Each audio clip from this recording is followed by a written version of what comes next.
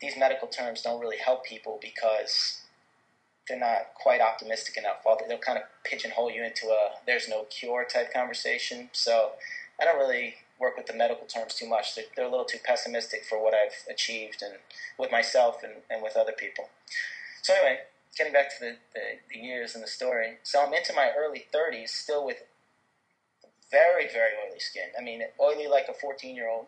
And having a sensitive skin issue, which I'm actually working different angles on it every day. I'm still putting huge energy. My energy never ceased. So I was actually, before the internet and the blogs and all the information traveling, got very popular, I was just at every corner store, at every esthetician's office, at every doctor's office, still testing samples. I had facials, I had microdermabrasions, I had chemical peels. I must have spent, $10,000 in my 20s on my skin.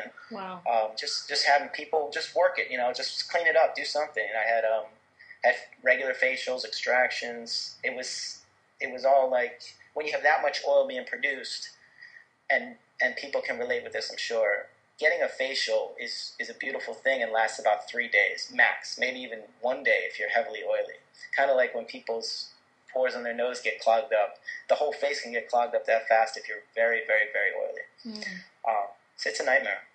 So I was trying to get success controlling the acne and the oil with all the products in front of me. I had the whole arsenal, two or three trash bags full of products, and I know other people have that too. But literally under the sink in massive trash bags would be all these products that I'd sometimes revisit. I'd open up the trash bag and reach back in and say, all right, well, I haven't tried this in a while. Let's see if I'm still sensitive to it. Some milk cleanser, something crazy, didn't work at all. And then I just started running across a couple different ingredients that were making me less sensitive, but still removing the oil. And as I kind of cherry-picked each ingredient, I realized that my skin could handle some ingredients, couldn't handle others. And that's what I did from probably my late 20s to my early 30s, was cherry-pick ingredients. And that's when at that point, I was already a physician, board certified. I was taking care of people's acne. I owned a microdermabrator and I was doing chemical peels. I was certified to do all kinds of cosmetic procedures, and I was working on other people's acne using prescription medications. I cherry picked those as well, and because I had access as a prescription pad, I had access to every chemical ever created by the pharmacy for the skin, and I pretty much wrote myself a prescription for every one until I figured out which one could work on my ultra-sensitive skin. And that's what I did. And that's how I formulated these products, was through sheer brute force energy and cherry-picking ingredients that did not irritate my skin, which, post-Accutane, ultra-oily and, natural acne sufferer pretty much represented a huge population, maybe even everyone else who had acne-prone skin. And I just started putting it on people in the office, even without a program, just letting them try this a little bit, or take this one home and do this. And as I saw what they were responding to, as it was similar to me or different to me, that's when the whole sophistication of the broad program came.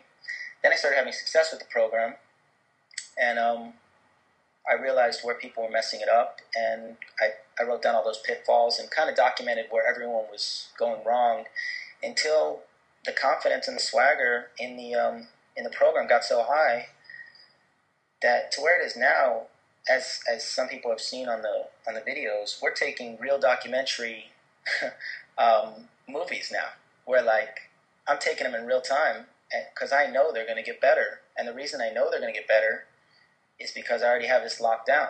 It's done, and not that it's done cured. It's done as in there is one system. There's more than one way to skin this thing. Obviously, 1 million people have gotten clear doing all kinds of things, but as far as the confidence, this one way of doing it is a lock. If anyone, were to step up, it's already guaranteed in both the practice, the videos, whatever, that it happens. And that's just sheer, a decade and a half of brute force, plus a prescription pad, plus a lot of innovation, and some, definitely some clever inventions. I've been inventing stuff, for years, but this has been it's been a big project. That is a really amazing story. Definitely. Can you tell us a little bit about your program, about the system that you use? Yeah. Did you want to hear the history of the how I started in the office first, Yeah, or the sure. home? Great. I had a practice down in Soho, and I had my little microdermabrader, and I was just playing with people's skin, and I realized that the products I had found a couple products that I liked, and I had mixed them together, and I had a couple originals at that time as well, and I I didn't really call it a program at first. I had them just coming in to see me and paying as they went. That was how it started. You come in, you pay me for a visit. I'll look at your act just like a regular dermatologist or family practitioner looking at acne. And what I noticed was people would just kind of fall off, even if they were doing well. They would just fall off the program. And I'm like, well, you're doing good. What happened? And it started to frustrate me because, again, I mean, kind of that high energy, winning personality. I'm not used to losing when it comes to challenging situations. So it was really annoying and frustrating to watch people come in, whether they're doing better or worse, they drop off. We didn't even get a chance to really get into it, and so I just got adamant about it. My business was doing well, and I didn't really need the skin business at the time. I had a large medical practice. I just got adamant about it, and I said, listen, I've been through this. I see why people psychologically fail. I know what's going on here. I'm not working with anyone's skin unless they're willing to step up and get better. And when I held the line there and really put a line down, that's when I really started to see the high success rate. And then I'd have to, just to cover all my energy that I was giving, I have to charge them big up front. And that's where the $900 to $1,800 program originated. Just purely looking for success. It wasn't a business move. It was a move looking for success, and it worked. And because it worked, I became staunch about it. And people thought it was a business move because, a lot of people will get you, kind of try to sell you the big car, the big luxury car. But really, from the energy I was putting in my opinion, and the contact people have with me, the program was probably worth closer to $4,500 just in time with the doctor.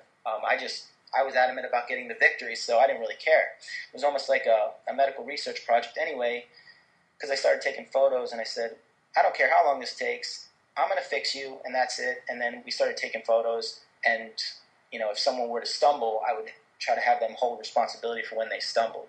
But as that evolved, it became very sophisticated, where I could predict all mistakes before they happen.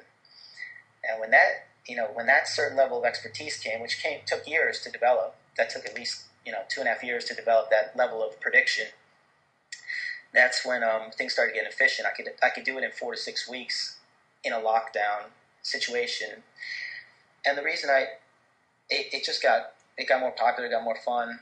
And the reason I decided to do the home version, or the long distance version, just made sense. People lived all over the place. They had started to see some of the photos and videos. They wanted to come in. I said, all right, come in once. We'll get into a real relationship between the patient and the practitioner, and then we'll do some phone work, and I'm sure I can get you better. That was a long distance program. That kind of made sense for anyone who saw the early videos.